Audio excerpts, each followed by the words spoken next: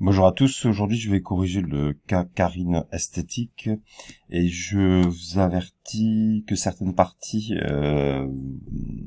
sont parfois données à un groupe et pas à l'autre. Donc en fait, par exemple dans ce tuto je vais parler des congés payés.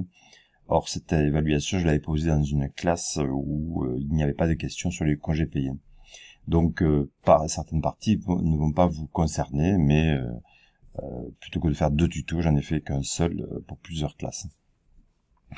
Bon, nous sommes dans un cas de détermination des heures sup de l'entreprise Karine Esthétique et on vous demandait de calculer les heures supplémentaires et on vous posait un certain nombre de questions sur des heures supplémentaires complémentaires et les techniques associées telles que le contingent annuel d'heures sup. Voilà, je vais directement vous montrer, proposer, expliquer la correction.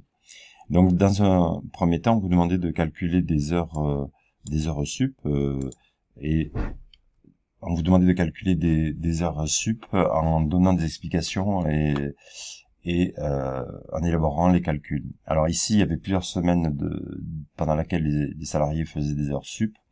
Les 8 premières heures sup étaient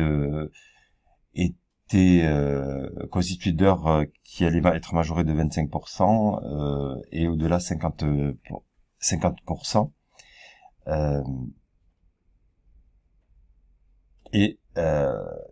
Vous aviez des explications à donner. Donc un simple calcul ne suffit pas. Vous deviez dire que les heures sup sont décomptées en semaine civile et lorsque la semaine est à cheval sur 2 mois, le mois dans lequel on prend en compte les heures sup de cette semaine civile sont le mois sur lequel se termine cette semaine. Donc ici, la dernière semaine se terminait le mois suivant, donc les heures sup de cette dernière devaient être comptées le mois suivant. Donc quand on faisait le calcul, on obtenait 20 heures majorées à 25% et 5 heures majorées à 50%. Ensuite, il y avait on vous demandait quel est le taux de rémunération de ces heures sup. Et ce taux de rémunération était perturbé par l'existence de primes. Une prime qui n'était pas liée à la nature même du travail et une prime qui était directement liée au travail du salarié. Donc en fonction de la ressource qui vous était fournie, il fallait, dans la base de calcul de ces heures sup, il fallait ajouter cette prime de 190 € au salaire brut avant de diviser par les 151,67 €, la durée mensuelle de travail en heures moyennes. Les heures sont ensuite majorées de 25%, donc on va multiplier cette base 13,38 par 1,25 et on trouve une rémunération de 16,76 € de l'heure. Les heures, elles, à 50% sont majorées de 50%, donc on va multiplier le taux de base heure sup par 1,50, ce qui faisait 20,08. Par la suite, il vous était demandé de calculer le salaire brut du mois. Donc évidemment, on va reprendre le salaire de base mensuel, 1840, auquel on va rajouter les deux primes. Il y avait 35,60 € et 190 € de primes. Avant ou après les heures sup, et on devait calculer les heures sup effectives, c'est-à-dire 20 heures à 16,76 et 5 heures à 20,08, ce qui donnait 2501,20.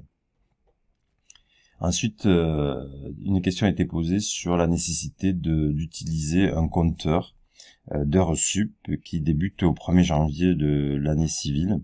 Ici, cette salariée avait déjà fait 25 heures et ce mois-ci, elle faisait 25 heures, donc son compteur passait à 50 heures. Alors, pourquoi est-ce qu'on vous posait la question? Simplement pour voir si vous aviez, pour tester un petit peu les compétences de lecture de documents et de connaissances sur le contingent annuel. Alors, pourquoi on doit avoir ce compteur? Eh bien, simplement pour être sûr que le salarié ne dépasse pas les 200 heures, et le mois où il dépasse les 200 heures, ce qui représente beaucoup d'heures sup, eh bien des obligations vont s'ajouter à la rémunération des heures supplémentaires. Donc, en fonction de la taille de l'entreprise, des heures de repos vont être données aux salariés en plus du règlement des heures supplémentaires. Voilà. Une autre question était, cette salariée voulait, ou l'employeur, c'était l'employeur qui souhaitait peut-être de ne pas payer ses heures supplémentaires, mais donner du repos compensateur de remplacement, ce qui est tout à fait légal.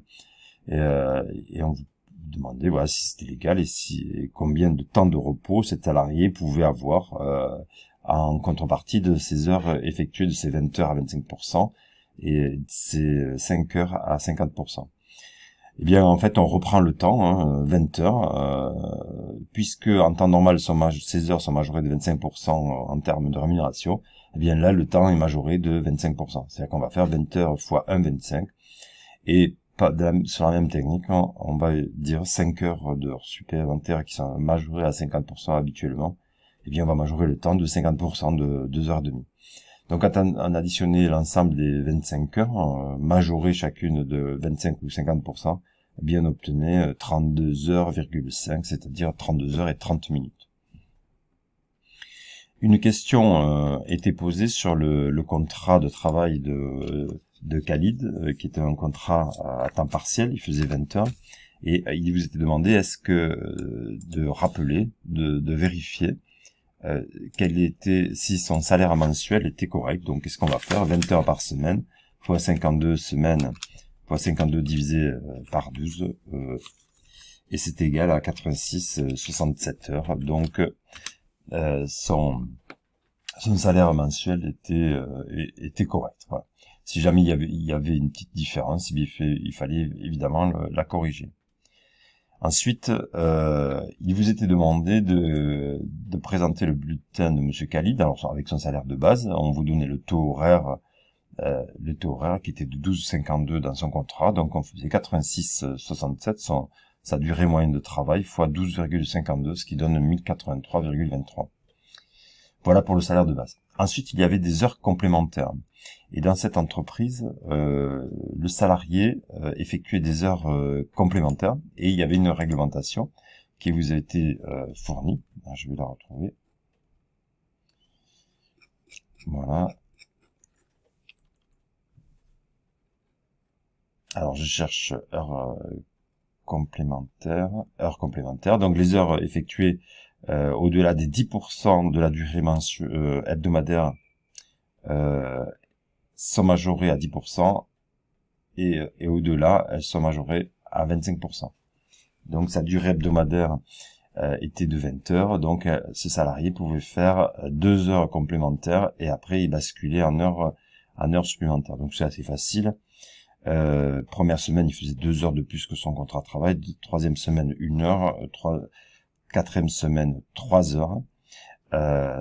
Donc, on se retrouvait avec 2 heures dans la limite de 10%, c'est-à-dire 2. Donc, ces 2 heures complémentaires étaient rémunérées à 10%, plus 1 heure complémentaire rémunérée à 10%, 1 heure complémentaire rémunérée à 10% et 1 heure à 50%. C'est pour ça que dans son contrat dans son bulletin de paie, on retrouvait des heures complémentaires et des heures supplémentaires.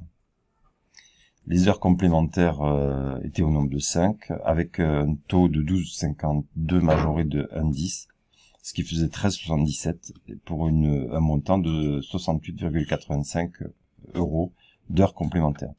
Et en heures supplémentaires, c'est-à-dire au-delà des 10% de la durée hebdomadaire, eh bien on avait 1 heure qui, elle, va être majorée à 12,25% fois 1,25. 12,52 € fois 1,25, ce qui donnait 15,65 et pour 15,65 € d'heures supplémentaires. Alors, j'ai posé des questions sur les congés payés qui concernaient pas toutes les classes, mais vous pouvez évidemment écouter ce tuto pour pouvoir progresser dans vos connaissances. Monsieur Khalid souhaitait connaître le jour de congé que ce dernier pourra prendre cet été. Et nous sommes au mois de juin et le salarié a été embauché au début janvier. Donc évidemment, il a acquis des jours de congé sur la période N-1, puisqu'elle s'achève le 31 mai. Et puisque nous sommes en fin juin, eh bien, il a commencé à acquérir des jours de congé pour la période N+1 pour l'année prochaine.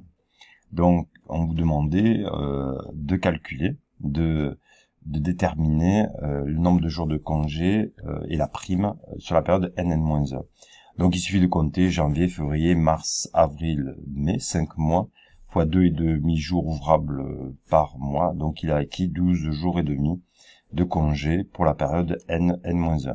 La prime était demandée également. Eh bien, on cumule les salaires bruts que ce salarié a touché pendant ces 5 mois. Donc, pendant 5 mois, il a touché 86,67 heures fois 12,52.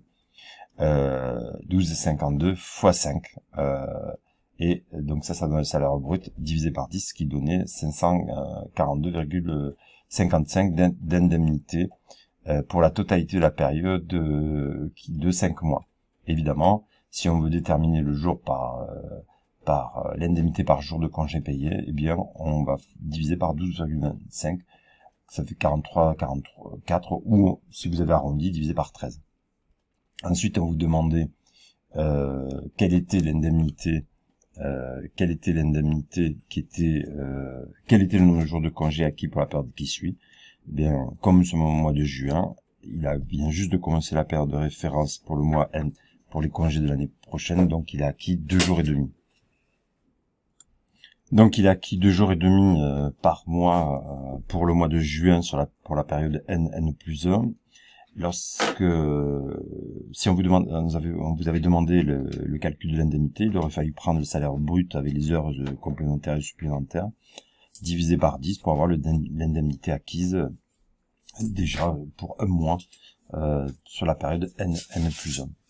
Voilà pour les explications et la correction. Merci de votre écoute.